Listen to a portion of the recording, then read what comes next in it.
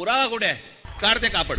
हे सगळे दुबार मतदार आहेत. दुबार तिबार वाले जर आले तिथेच फोडून काढायचे, बडवायचे आणि मग पोलिसांच्या हातात द्यायचे. प्रत्येक मतदारसंघात जाऊन याद्या तपासा, लोकांचे चेहरे नीट लक्षात ठेवा आणि जेव्हा केव्हा निवडणुका होतील दुबार तिबार मतदान करणारा दिसला की तिथेच फोडून काढायचं, बडवायचं आणि मग पोलिसांकडे द्यायचं.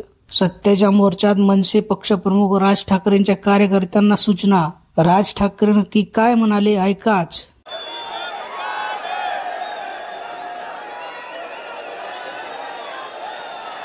सन्माननीय शरद पवार साहेब, सन्माननीय श्री उद्धव ठाकरे जी,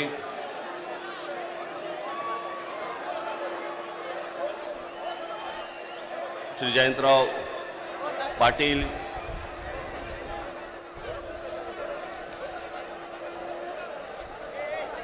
दुसरे पण जयंतराव पाटील, इथे दोन नावाचे दुबार बसलेले आहेत. इतर सर्व सन्माननीय आणि माझ्या सर्व जमलेल्या मतदार बांधवांनो, भगिनींनो आणि मातांनो,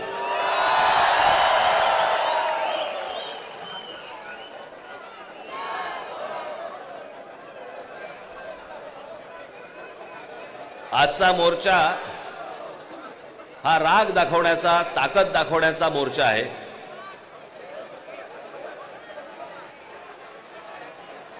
मतदारांना ए बाबा तो ड्रोन आहे ना, ड्रोन थोडं डोक्यावर आणि माझ्या वारा पडत होता.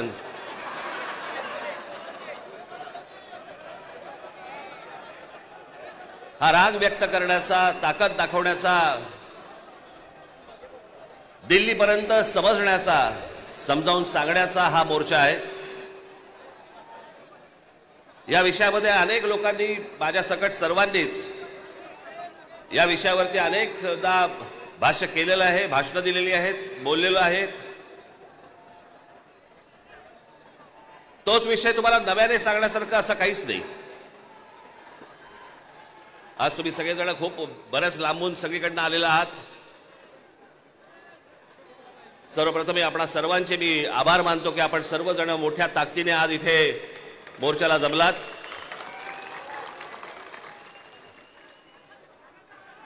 खरं तर छोटे विषय आहेत, काही फार मोठा विषय नाही हा.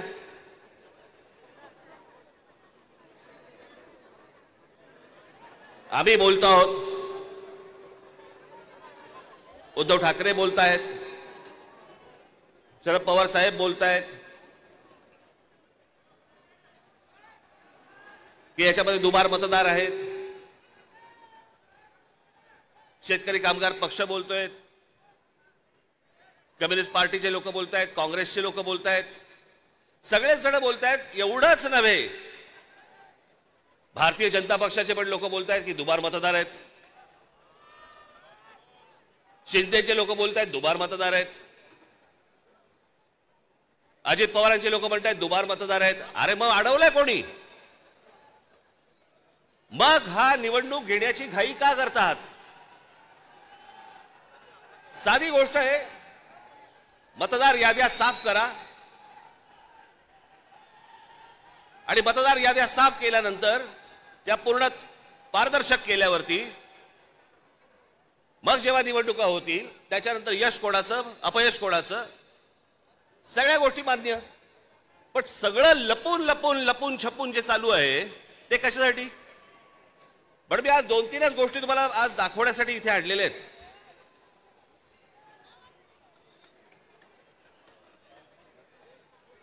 खरं तर हे 4,500 मतदार आहेत. 4,500. 4,500 मतदार हे कल्याण ग्रामीण, डोंबिवली, मुरबाड आणि भिवंडी मधले मतदार आहेत. या इकडच्या मतदारांनी इथल्या मुंबईच्या मलबार हिल मतदारसंघामध्ये देखील मतदान केलेलं आहे. 4,500 मतदार हे या ठिकाणी राहणारे यांनी मलबार हिल मतदारसंघामध्ये मतदान केलेलं आहे. त्यातल्या अगदी नावाला म्हणून मी तुमच्यासाठी हे एवढे मतदार आहेत, हे एवढ्या लोकांनी हे तिथे राहत आहेत, तिथेही मतदान केलं आणि मलबार हिल मध्ये देखील मतदान केलं. ह्याच्यातली म्हणून मी आता जस्ट फक्त 3 नावं आणली आहेत. प्रभाकर तुकाराम पाटील, राम महादू भोईर आणि गजानन पुंडलिक भोईर. ही त्यांची मतदार यादी आहे. या मतदार यादीमध्ये त्यांनी त्या मतदारसंघांमध्ये देखील मतदान केलेलं आहे आणि मलबार हिल मतदारसंघामध्ये देखील मतदान केलेलं आहे. असे लाखो लोक आहेत महाराष्ट्रभर की जे या मतदानासाठी म्हणून वापरले गेले.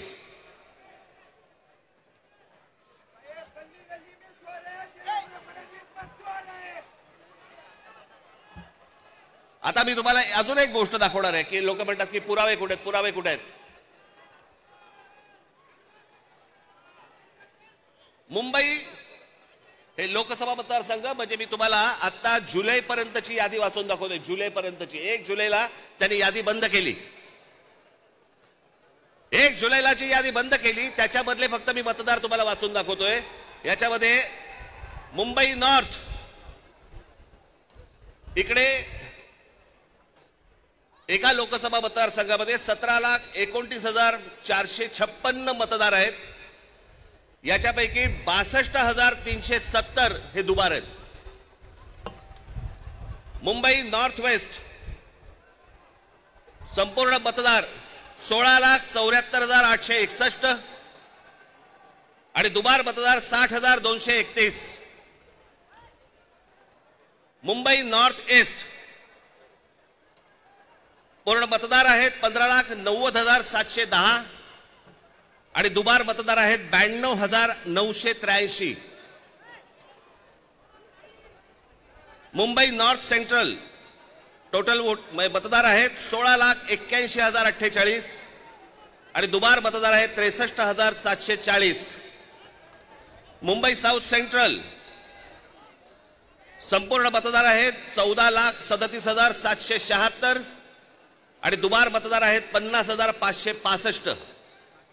मुंबई साऊथ मतदार आहेत, हे आत्ताची यादी सांगतोय तुम्हाला जुलै पर्यंतची, 1 जुलै पर्यंतची 15,15,15,993 आणि दुबार मतदार आहेत 55,205. नाशिक लोकसभा मतदार आहेत 19,34,349 आणि दुबार मतदार आहेत 99,673. मावळ लोकसभा संपूर्ण मतदार आहेत 19,85,172 आणि दुबार मतदार आहेत 1,45,636 एवढे दुबार मतदार आहेत.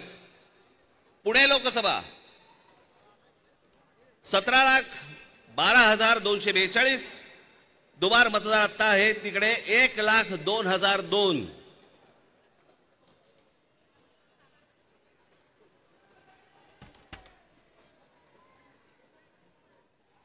हे ठाणे लोकसभा इथे दुबार मतदार आहेत 2,09,981.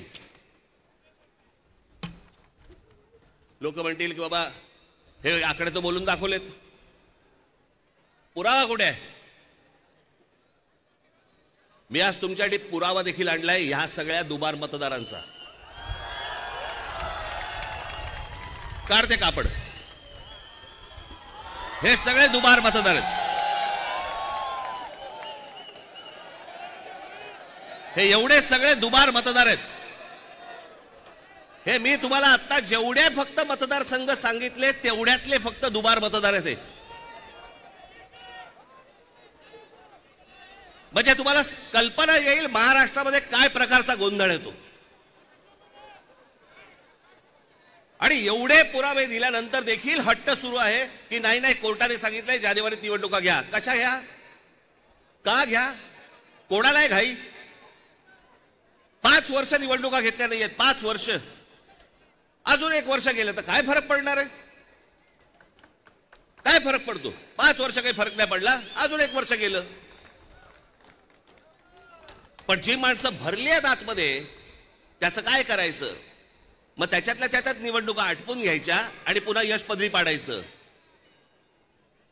याला काय निवडणुका म्हणतात?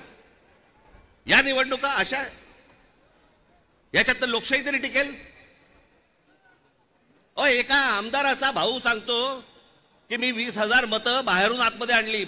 आमदाराचा म्हणजे ह्याची हिंमत बघा, सत्तेचा माज बघा की एक आमदाराचा भाऊ सांगतो की आमदार असतो पैठणचा, त्यांचा बुमरेचा भाऊ ना, हो पण त्याचा बुमरेचा भाऊ ना, तो मुलगा हल्ली कळतच नाही माहिती. या मतदार याद्या तपासताना ह्याच्यातला कोण त्या दिवशी सांगितलं नाही का मी, मुलीचं वय 114, वडिलांचं वय 43. त्या दिवशी काय मला बोलायचं ते मी बोललो. काहीही चालू आहे. त्या नवी मुंबईचे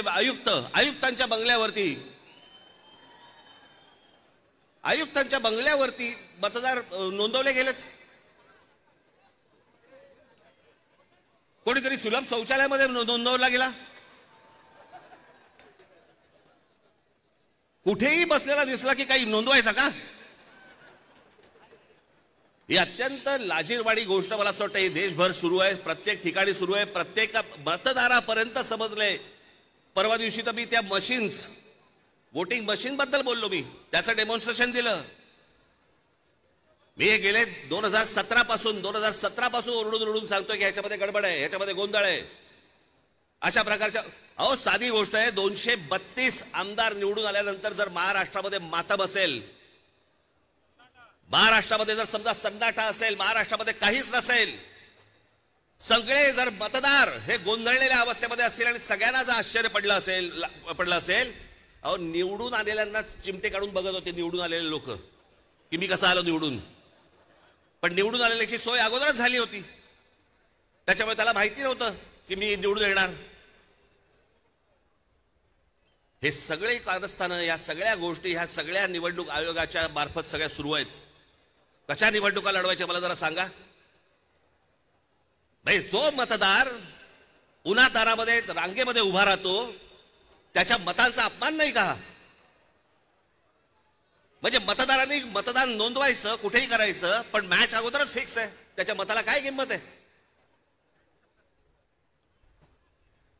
आणि म्हणून मला आपल्याला सांगायचं आहे की आता जी काही कायदेशीर कारवाई प्रोसेसची सुरू आहे, मला असं वाटतं उद्धव ठाकरे आपल्याशी या संदर्भामध्ये बोलतीलच, सांगतीलच आपल्याला. ते सगळ्या गोष्टी सुरू असतील.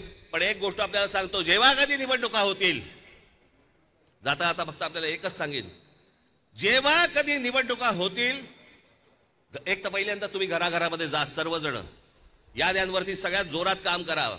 चेहरे कळले पाहिजेत, एकेका यादीवरचे सगळ्यांना चेहरे कळले पाहिजेत. ती माणसं तिकडे मतदार नोंदणीची म्हणजे आपलं मतदाराच्या ठिकाणी बसले पाहिजेत. आणि त्यानंतर जर समजा तिकडे हे दुबार तिबार वाले जर आले, तिथेच फोडून काढायचे.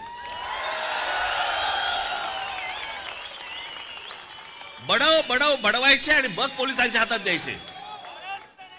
त्याशिवाय हे वटणीवरती येणार नाही. त्याशिवाय हा महाराष्ट्रामधला जो चाललेला कारभार आहे, हा वटणीवरती येणार नाही. आज आपण सगळेजण इतक्या मोठ्या संख्येने इकडे सगळेजण आलात, मी आपल्या सर्वांचे आभार मानतो आणि आपली सर्वांची रजा घेतो. धन्यवाद. जय हिंद, जय महाराष्ट्र.